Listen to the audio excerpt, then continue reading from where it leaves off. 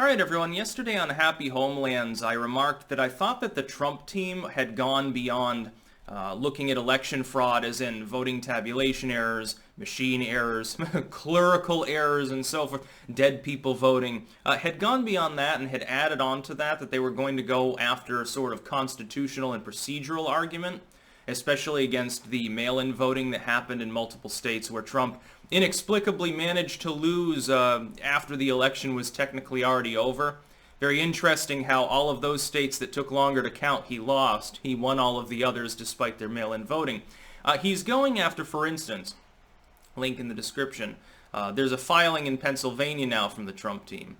We're regarding Act 77, and what Trump and his team are arguing is that the manner in which the mail-in voting was extended was illegal to begin with.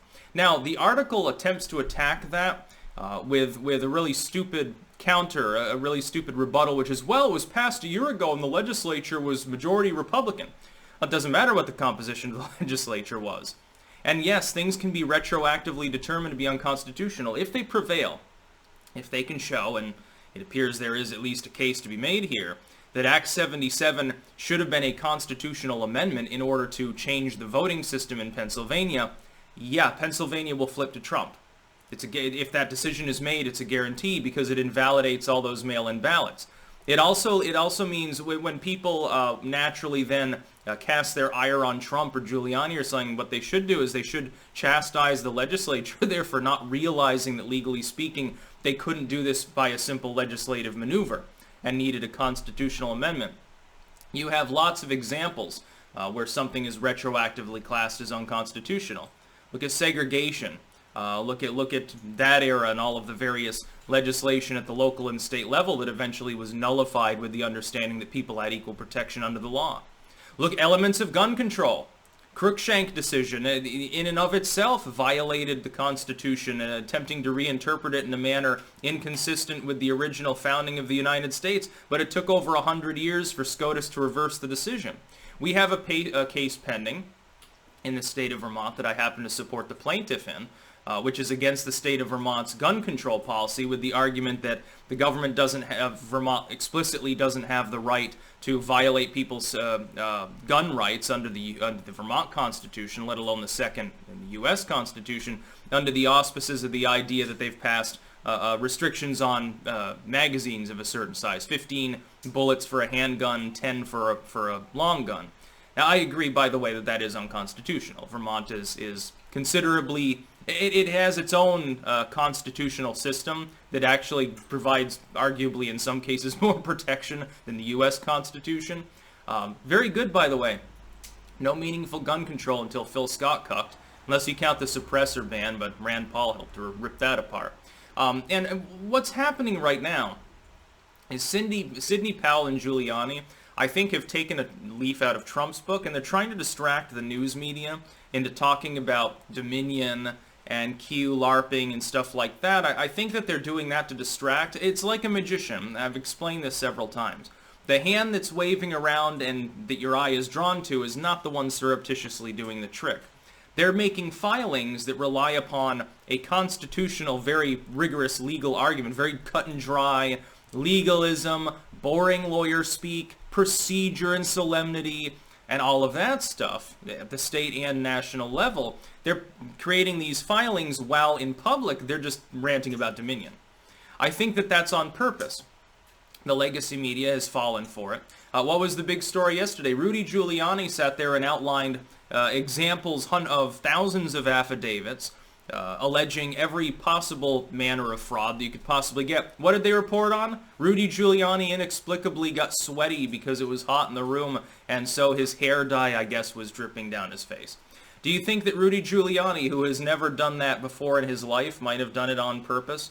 No, of course not, because the dude with a PhD who's been an acting lawyer, America's mayor, Trump's confidant and stuff, the dude that was of unimpeachable character till he jumped aboard in 2016 with Trump, by the way, according to even the liberals out there, he's dumb now. See, it's Trump derangement syndrome. It's one-dimensionality, which is how you know it's not true. Sidney Powell retweeting QAnon stuff. Sidney Powell is intelligent enough to know that the majority of that is bullshit. It's not, again, you're not talking about mental midgets. I know that the stereotype that liberals like to feed into is that everyone that voted for Trump or supports him in any material way is like backwards and toothless and has suspenders and votes against their own economic self-interest because they're all poor and wave Confederate flags. I know that you would like to believe that that's how the 70 plus million Trump voters actually live, but by and large, that's bullshit. Sidney Powell is not ignorant. Rudy Giuliani is certainly not a mental midget. I think that it's on purpose. I think that the media has fallen for it. And really, when you're looking at this situation, a constitutional argument, as long as it's rigorous enough, is far more effective than simply alleging fraud. Even if you have a bunch of affidavits, the Supreme Court is going to be reluctant to overturn part or parcel of the results in a state simply because of some cases of potential fraud. Even if they look into it and find that there was significant fraud, you'd have to re-audit everything and find several 100,000 votes scattered across a half dozen states in order to flip the election. That's a difficult thing to do. But if you can show that those votes have to be invalidated because the state constitution precludes them from being counted, it doesn't matter if it's because if the bill was passed a year ago. Rights can be deprived, or in this case, potentially privileges given to people wrongfully, and it still be unlawful even if it stood for some time.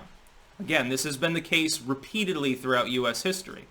And it gets into a bunch of lawyer stuff. It was funny because this article's like, well, why didn't they challenge it before? Don't you think that might be for a strategic purpose? Do you think that Trump may have foreseen, oh, by the way, if I leave these mail-in ballot things open, the Democrats will misuse that to fuck with the election. Now, I may not be able to prove rigging, but I can retroactively nullify them. Don't you think that's a possibility? This would have been in the works before COVID, essentially. Of course it's sleazy. You're talking about lawyers, dude. Trump is a corporate cutthroat with a master's degree. He's not some bumpkin from the middle of Wyoming. I love it when people like to do that, like with their political cartoons and stuff. They'll depict him as being basically a fat baby waving a Nazi flag or something. Again, there's a reason that he continuously runs rings around people who oppose him. They just don't fucking get it. It's all smoke and mirrors. It's like a magic show. Imagine him with a top hat pulling rabbits out of his ass. That's basically Donald Trump. He's very good at it. It's almost Shakespearean. There aren't many politicians, by the way, that are that good at this. So I was correct. Trump has swung over, done a 180, and is now looking at the constitutional argument, at least in the state of Pennsylvania. There's a chance he prevails. It'd be funny if he does. You know, can you imagine if he manages to flip a couple states and wins the election? Can you imagine the pile of salt from the Democrats, having spent months saying every ballot counts, we have to do this properly, if SCOTUS smacks him down? I really hope it's the case. I want 4 more years of good governance. I definitely trust Trump more than I would trust Biden, who clearly has Alzheimer's and is controlled behind the scenes by a cabal of multinationalists. I think that would be unhelpful for our country. To tell the truth, yeah, I'm hoping that Trump pulls it off. Again, I can't even give odds on it anymore because it kind of depends, like the court that was overseeing the case, the appeals court, I think, basically dismissed the case, allowing Trump to take it to the next level. They did it in an expedited manner. He puts out a presser basically thanking him. Oh, thanks for not running the clock out. Now, I think it goes before their Supreme Court.